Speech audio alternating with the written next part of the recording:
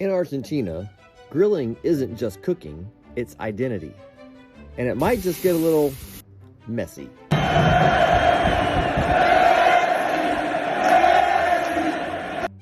Hey guys, welcome back to Grill Pastor and this World Cup series. As we head towards the 2026 World Cup, I'm going to be grilling some dishes from countries that bring some serious passion to the game. It's different flavors, but same fire. And today, it's World Cup champions, Argentina. It's steak with chimichurri sauce, with a big emphasis on the chimichurri sauce. Oh, and it's quite possible that I might have quite a few soccer references in the video today, and I'm not even sorry. Also, if you happen to know what Messi's favorite food is, or if you want to know, throw that in the comments. But this channel is about more than just barbecue. You see, as the channel grows, the goal is to help more kids get access to sports and activities that can build their confidence, their character, and even belonging. And if you believe that that matters, drop a like. Because potential doesn't just grow by accident, it grows in the right environment. All right, let's talk Argentina.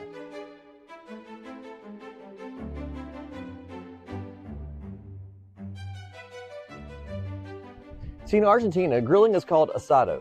It's basically like an event. It's fire, it's meat, football, family, friends, and chimichurri is the sauce that ties it all together. What stands out to me, though, is the passion and the pride that they carry, and that builds their identity. So on that note, let's kick off our cook. Today, I'm using this beautifully marbled flat iron steak. It's tender, full of flavor, and it slices beautifully. Now in Argentina, they keep the seasoning simple to respect the meat.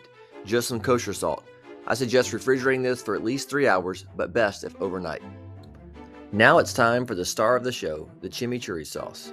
We're going to start by chopping up some fresh parsley, and once that's completed, we'll dice up some fresh garlic cloves like dicing up a Brazilian defense.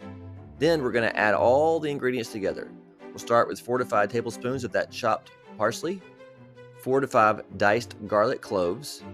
Then we'll add 2 tablespoons of dried oregano. We'll add 1 tablespoon of dried red chili flakes.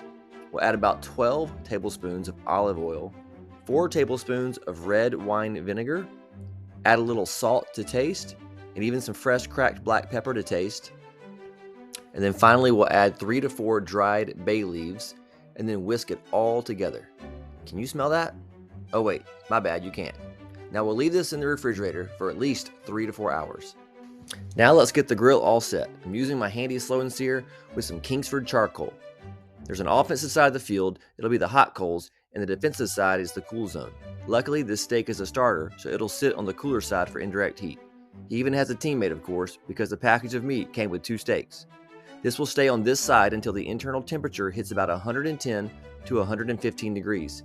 Then we're going to cross midfield and put it right over team coals to sear the steak on both sides for just a minute or 2 to get a good crust. We'll shoot for an internal temperature of 135 degrees, so once we score that, this flat iron gets subbed out in order to rest.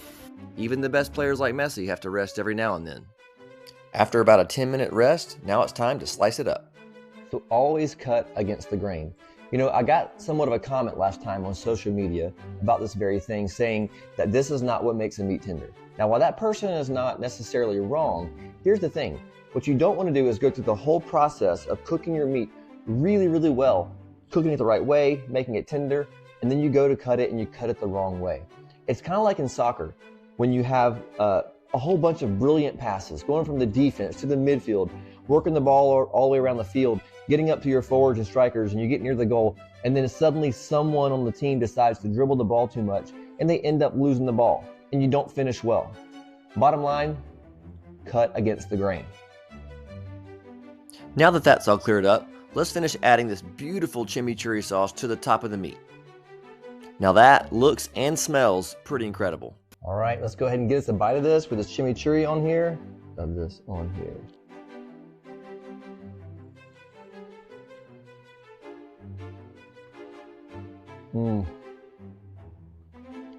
I can taste all the herbs, the garlic, the smoky flavor from the meat flavor itself, and man, all of these flavors just combine so well together. Let's try this again. I think I'm getting a little kick as well from the red chili flakes. Let's see here. Man, That, if you're not from Argentina, it doesn't matter. You got to try this. You know, one thing you notice about Argentina, football isn't just something that people do, it's part of who they are. And identity gets built early. That's why they have produced some of the greatest players of all time. Di Maria, Batistuta, Maradona, and of course, Messi. When kids grow up around something they belong to, a team, a community, it shapes their confidence.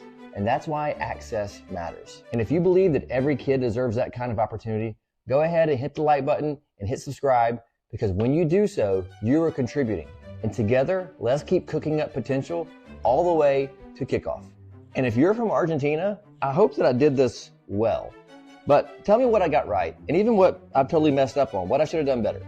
And for everyone else, go ahead and comment below what you want to see next in the series. Different flavors, same fire, cooking up potential.